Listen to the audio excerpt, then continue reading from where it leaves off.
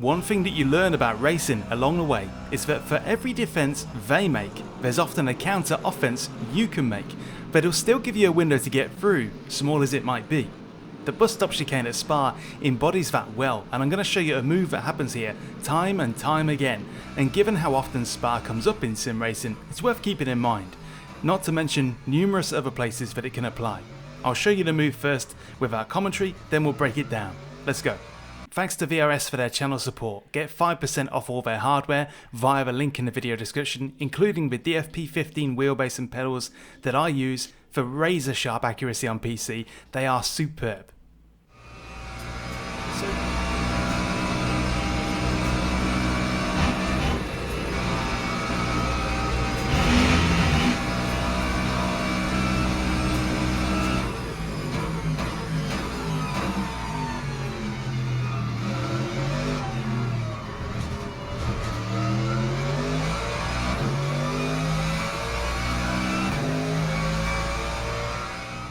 So, ripping through the final sector at Spa, the car in front knows I'm closing in.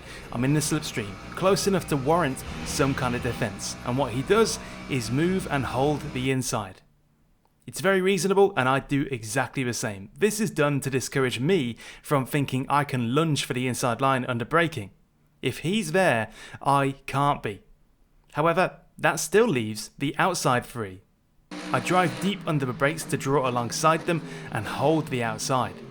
In a chicane, obviously the outside for the first half converts to the inside for the second, and that's what I'm hoping to claim. I nailed my marks, whilst the other car seemed to be timid on the inside, a combination of driving an unusual tight line, as well as the fear of overshooting and colliding with me. With myself established on the outside, in the tiny bit of free space between the two corners in the chicane, I put down a burst of full throttle, and this is for one reason. I want to grab an extra metre of car length alongside them. If I can do that, I strengthen my position as having the right to the corner, and a sudden skip forward might surprise the other car into leaving space because it's aggressive.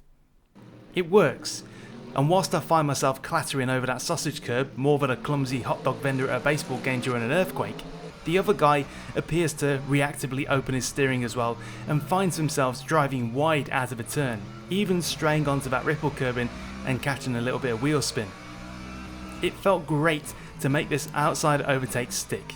Due to the heavy braking, slow speeds through the corners, tight angles and nebulous camber happening throughout the turns. An outside overtake like this is more feasible at the Spa bus stop than many other places. It only really works when it's what you plan to do though. It's a confidence move, so if someone defends that inside, be aware that you still have an opportunity to get them. What do you think could have been differently by either side? Have you done something similar, and are there any other tracks and corners you can think of where this philosophy strongly applies? Drop a comment below. Thanks to VRS for their channel support, and cheers for watching.